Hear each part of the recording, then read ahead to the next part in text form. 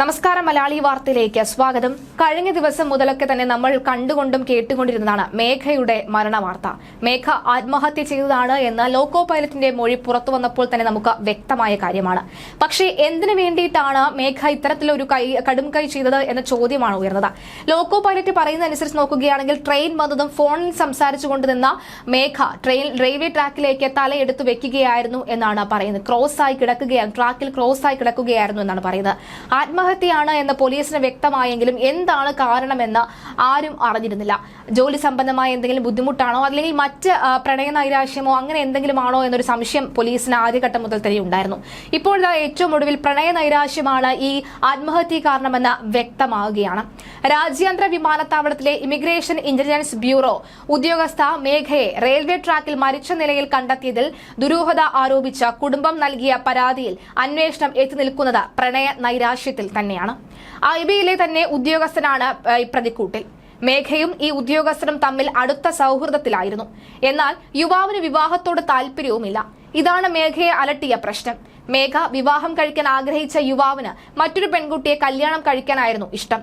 ഇത് മനസ്സിലായതോടുകൂടിയാണ് ആത്മഹത്യയിലേക്ക് മേഘ പോയത് എന്നാണ് നിഗമനം. ഈ യുവാവുമായുള്ള മേഘയുടെ അടുപ്പം വീട്ടുകാരോട് മേഘ പങ്കുവച്ചതായി സൂചനയുണ്ട്. ഈ സാഹചര്യത്തിലാണ് കുടുംബം പരാതി നൽകുന്നത്. മേഘ ജോലിയിൽ പ്രവേശിച്ചിട്ട് 1 വർഷമായിട്ടുള്ളൂ എന്നും എന്തെങ്കിലും പ്രശ്നമുള്ളതായി അറിയില്ല എന്നുമാണ് അമ്മാവൻ ശിവദാസൻ വ്യക്തമാക്കിയത്. തീർച്ചയായിട്ടും കാരണം ഇത് ഞങ്ങൾ ഒരിക്കലും പ്രതീക്ഷിക്കാത്ത ഒരു മരണമാണ്. അപ്പോൾ കുട്ടി നല്ല ബ്രില്യൻ്റ് ആയിരുന്നു. അതുകൊണ്ട് തന്നെ ഇത് പെട്ടെന്ന് ഞങ്ങൾക്ക് അറിഞ്ഞപ്പോൾ തന്നെ ഞെട്ടലായിരുന്നു. അപ്പോൾ ആ നിലയ്ക്ക് ഇന്നൊരു ദിവസമേ ആവുന്നുള്ളൂ. ഐബിയും പേട്ട സ്റ്റേഷനിലും ഞങ്ങൾ പരാതി നൽകിയിട്ടുണ്ട്. അവർ അന്വേഷണം നടത്തുന്നുണ്ട്. ആ അന്വേഷണത്തിൻ്റെ തുടർ നടപടി എങ്ങനെയാണെന്ന് അനുസരിച്ചാണ് മുന്നോട്ടുള്ള പോകാൻ തീരുമാനിച്ചിരിക്കുന്നത്. ഏത് രീതിയിലുള്ള അന്വേഷണം വേണമെന്നാണ്? ശാസ്ത്രീയമായിട്ടെല്ലാം പരിശോധിക്കണമെന്നാണ്? തീർച്ചയായിട്ടും ശാസ്ത്രീയമായിട്ട് പരിശോധിക്കണം. പിന്നെ അതുപോലെ മൊബൈൽ ഫോൺ കേന്ദ്രീകരിച്ചുള്ള അന്വേഷണം തീർച്ചയായിട്ടും ഉണ്ടാവണം. അതിന് നല്ല സഹകരണം ഐബിയുടെ ഭാഗത്തു നിന്നും നല്ല സപ്പോർട്ട് ഞങ്ങൾക്കുണ്ട്. പിന്നെ സ്റ്റേഷൻ്റെ ഭാഗത്തു നിന്നും നല്ല സപ്പോർട്ടുണ്ട് ഇതുവരെ. അപ്പം അതും പ്രകാരമുള്ള അന്വേഷണം മുന്നോട്ട് നടക്കട്ടെ. ഇപ്പോൾ 1 ദിവസമല്ലേ കഴിഞ്ഞിട്ടുള്ളൂ. അപ്പോൾ അവർ അന്വേഷണത്തിന് റിപ്പോർട്ട് വന്നതിന് ശേഷം ബാക്കി കാര്യങ്ങൾ കുടുംബവും ഞങ്ങൾ ആലോചിക്കും. 1 വർഷമായിട്ടുള്ള ജോലി കയറിയിട്ടല്ലേ? ഏകദേശം ഒരു 13 മാസമായി. 13-14 മാസമായി. വീട്ടിലാരൊക്കെയാണ് മേഘയ്ക്കുള്ളത്? മറ്റ് സഹോദരങ്ങളില്ല കുട്ടിക്ക്. അമ്മയും അച്ഛനും മാത്രമേ ഉള്ളൂ. അച്ഛനെ പിന്നെ പ്രിൻസിപ്പളായിട്ട് റിട്ടയർഡ് ചെയ്ത ആളാണ്. അമ്മ മലമ്പുഴ കളക്ടറേറ്റിലെ റവന്യൂ ഡിപ്പാർട്ട്മെൻറ്റിൽ ജോലി ചെയ്യുന്നു. ഏറെ ആഗ്രഹിച്ച് കിട്ടിയൊരു ജോലിയായിരിക്കും. തീർച്ചയായിട്ടും ഇത്ര ചെറുപ്രായത്തിൽ ഐബിയിൽ ജോലി കിട്ടുവാണെങ്കിൽ അത്ര നോളജുള്ള കുട്ടിക്കല്ല കിട്ടത്തുള്ളൂ. തീർച്ചയായിട്ടും ഞങ്ങളെല്ലാം സന്തോഷത്തിലായിരുന്നു. പക്ഷേ അപ്രതീക്ഷിതമായുണ്ടായ ഈ വിയോഗത്തിൽ എല്ലാവരെ പോലെ ഞങ്ങൾക്ക് അതിയായ ദുഃഖമുണ്ട്. തീർച്ചയായിട്ടും ഇതിൻ്റെ തുടരന്വേഷണമാണ് ഞങ്ങൾ ഇനിയും പ്രതീക്ഷിക്കുന്നത്. ട്രെയിൻ തട്ടി മരിച്ചു എന്നുള്ള വിവരമാണോ കുടുംബത്തിന് കിട്ടുന്നത്? അങ്ങനെ തന്നെയാണ് അറിഞ്ഞത്. പോലീസിൽ നിന്നുള്ള അറിയിപ്പ് അങ്ങനെയാണ്. ഞങ്ങൾ സംഭവ സ്ഥലത്ത് പോയിട്ടുണ്ടായിരുന്നു. പക്ഷേ നമുക്ക് ഈ സംഭവം നടന്നതിന് ശേഷമാണല്ലോ നമ്മളിതെല്ലാം അറിയുന്നത്. പിന്നെ ഇനി പോലീസിൻ്റെ അന്വേഷണം വന്നതിന് ശേഷം നമുക്ക് ബാക്കി കാര്യങ്ങളിലേക്ക് കടക്കാം. വ്യക്തിപരമായി കുട്ടിയെ അലട്ടുന്ന നല്ല പ്രശ്നങ്ങളുണ്ടായിരുന്നു? അങ്ങനെ ഉണ്ടാവാൻ ചാൻസില്ല. കാരണം നിരന്തരം കുട്ടിയുടെ റിലേറ്റീവ് ഒരുപാട് തിരുവനന്തപുരത്തുണ്ട്. ഇതിനോട് സമീപമുണ്ട്. കുട്ടി താമസിക്കുന്ന തന്നെ എയർപോർട്ടിനോട് ഫ്രണ്ടിലാണ്. അപ്പോൾ വളരെ ദൂരമില്ല. പിന്നെ നിരന്തരം ബന്ധപ്പെടുന്നുണ്ട്. ഈ ഡ്യൂട്ടി സമയത്ത് മാത്രമേ ഉള്ളൂ ഫോൺ ഉപയോഗിക്കാനൊക്കെ. അല്ലാത്ത സമയത്തല്ല. ഈ രാവിലെ തന്നെ കുട്ടി 7:30 അമ്മയെ വിളിച്ചിട്ടുണ്ട്. അമ്മയെ വിളിച്ച സംസാരത്തിൽ ഒരു വ്യത്യസ്തതയൊന്നും തോന്നിയില്ല. അമ്മയോട്ട് സംസാരിച്ചപ്പോൾ നമുക്ക് അങ്ങനെ മനസ്സിലാക്കാൻ കഴിയുന്നത്.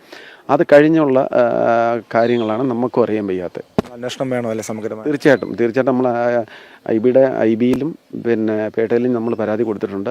അവർ അന്വേഷിക്കട്ടെ. ഐബി ഉദ്യോഗസ്ഥ മേഘ ട്രെയിൻ തട്ടി മരിച്ച സംഭവത്തിൽ മേഘയ്ക്ക് മാനസിക സംഘർഷം ഉണ്ടായിരുന്നതായി മേഘയുടെ പിതൃ സഹോദരൻ ബിജുവും പറയുകയാണ്. വീടിന് സമീപത്തെ അമ്പലത്തെ ഉത്സവത്തിനാണ് മേഘ ഒടുവിൽ നാട്ടിലെത്തിയത്.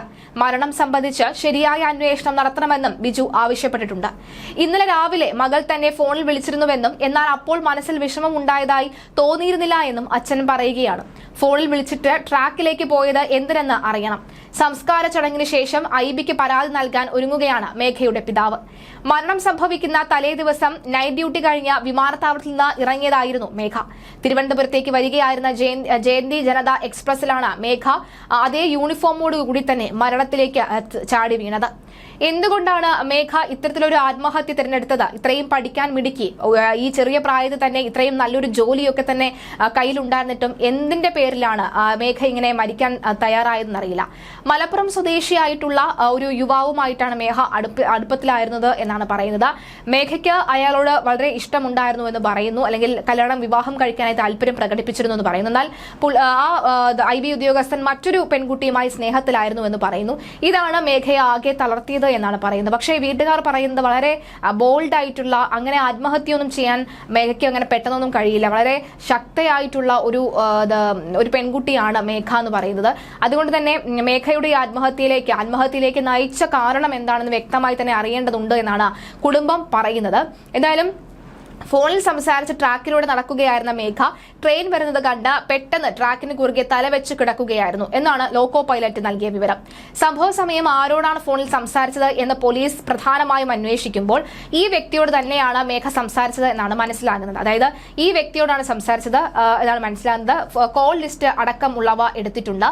കോൾ ലിസ്റ്റ് എടുത്തിൽ നിന്നുമാണ് ഈ വ്യക്തിയോട് തന്നെയാണ് മേഘ സംസാരിച്ചത് എന്ന് മനസ്സിലാകുന്നത്. അതായത് കുറെ ദിവസം ഈ നമ്പറിലേക്ക് സംസാരിച്ചിരുന്നു എന്നും പറയുന്നുണ്ട്. എന്തായാലും അപകടത്തിൽ മേഘയുടെ മൊബൈൽ ഫോൺ പൂർണ്ണമായും തകർന്ന സ്ഥിതിക്കാണ് സൈബർ പോലീസിന്റെ സഹായത്തോടു കൂടി വിവരങ്ങൾ ശേഖരിച്ചതാണ്. കോൾ ലിസ്റ്റ് അടക്കം എടുത്തതിന് ശേഷമാണ് നിർണായക തെളിവും ട്വിസ്റ്റും ഈ ഒരു കേസിൽ സംഭവിച്ചിരിക്കുന്നത്. മെഡിക്കൽ കോളേജ് ആശുപത്രിയിൽ പോസ്റ്റ്മോർട്ടത്തിന് ശേഷമാണ് മൃതദേഹം ബന്ധുക്കൾക്ക് വിട്ടു നൽകിയത്. എന്തായാലും സംസ്കാര ചടങ്ങുകളൊക്കെ തന്നെ പൂർത്തിയായിട്ടുണ്ട്. അതിനുശേഷമാണ് ബന്ധുക്കൾ പ്രതികരിച്ചു തുടങ്ങിയത്. ബന്ധുക്കൾക്ക് ഇതിനെക്കുറിച്ച് വ്യക്തമായി തന്നെ അറിയാമെന്നാണ് മനസ്സിലാകുന്നത്. അതായത് ഈ ബന്ധത്തെക്കുറിച്ച് അറിയാമെന്ന് മനസ്സിലായിരുന്നു. അതുകൊണ്ട് തന്നെയാകണം ഒരുപക്ഷെ അവർ വ്യക്തമായി പറഞ്ഞ ദുരൂഹതയുണ്ട്, അത് അന്വേഷിച്ചു കഴിയുമ്പോൾ നിങ്ങൾക്ക് മനസ്സിലാകുമെന്ന് വ്യക്തമാക്കി. എന്തായാലും സംഭവത്തിൽ വിശദമായ അന്വേഷണം നടത്തണമെന്ന് ചൂണ്ടിക്കാട്ടി IBക്കും പേട്ട പോലീസിനും കുടുംബം പരാതി നൽകിയിട്ടുണ്ട്. നിലവിൽ IBയും പേട്ട പോലീസും നടത്തുന്ന അന്വേഷണം പുരോഗമിക്കുകയാണ്. തിരുവനന്തപുരം രാജ്യാന്തര വിമാനത്താവളത്തിലെ IB ഉദ്യോഗസ്ഥയായ മേഘയാണ് കഴിഞ്ഞ ദിവസം മരിച്ചത്. തിങ്കളാഴ്ച രാവിലെ ഡ്യൂട്ടി കഴിഞ്ഞ് വിമാനത്താവളത്തിൽ നിന്ന് ഇറങ്ങിയതായിരുന്നു മേഘ. തിരുവനന്തപുരം പേട്ടയ്ക്കും ചാക്കിക്കും ഇടയിലെ റെയിൽ പാളത്തിൽ നിന്നാണ് തിങ്കളാഴ്ച രാവിലെ 9:15 ട്രെയിൻ തട്ടി മൃതദേഹം കണ്ടത്. എന്തായാലും മൃതദേഹത്തിൽ നിന്ന് ലഭിച്ച ബ്യൂറോ ഓഫ് സിവിൽ ഏവിയേഷന്റെ ID കാർഡിൽ നിന്നുമാണ് മേഘയെ തിരിച്ചറിഞ്ഞത്. തിങ്കളാഴ്ച രാവിലെ കൊല്ലം ഭാഗത്ത് നിന്ന് തിരുവനന്തപുരത്തേക്ക് വരികയായിരുന്ന ജയന്തി ജനത എക്സ്പ്രസ് ട്രെയിൻ കടന്നു വരുന്നതിനിടയിലാണ് ഫോണിൽ നടന്നു വന്ന മേഘ പെട്ടെന്ന് ആ പാളത്തിൽ കുറുകെ തലവെച്ച് കിടക്കുകയായിരുന്നു. എന്തായാലും പത്തനംതിട്ട അതിരുകൊൽ കാരക്കുഴി പുഴിക്കാട് വീട്ടിൽ റിട്ടയർഡ് ഗവൺമെന്റ് ITI പ്രിൻസിപ്പൽ മധുസൂദനന്റെയും പാലക്കാട് കളക്ടറേറ്റ് ജീവനക്കാരി നിഷയുടെയും ഏക മകളാണ് മേഘ. ഒരു മാസം മുമ്പ് ഈ കരയ്ക്കാക്കുഴി ക്ഷേത്ര ഉത്സവത്തിൽ പങ്കെടുക്കാനാണ് മേഘ അവസാനമായി നാട്ടിലെത്തിയത്.